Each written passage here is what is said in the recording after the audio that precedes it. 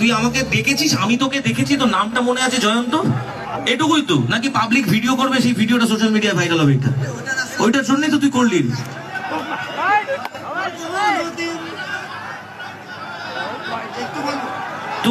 তোকে আমি যখন বললাম যে তুই দাঁড়াও দাঁড়াও, কেউ গায়ে দেবে না, তোকে যখন আমি বললাম যে আমি তোকে নোটিস করেছি, তোর মেইন উদ্দেশ্য তো আমার নোটিসে আসা, তাহলে মঞ্চে এসে কেন এতগুলো মানুষকে বিরক্ত করলি?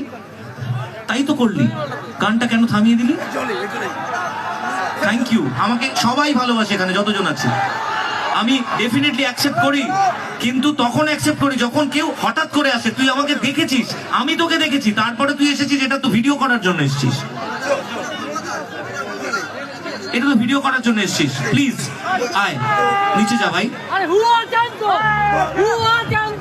ঠিক কথা বলেছি কিনা? ও প্রথমে একবার এদিকে এসেছে, ওর সাথে আমি কথা বলেছি, ও আবার এদিকে এসেছে, আমি আবারও কথা বলেছি, তারপরে একটা গানের মাঝখানে এসে এইভাবে তো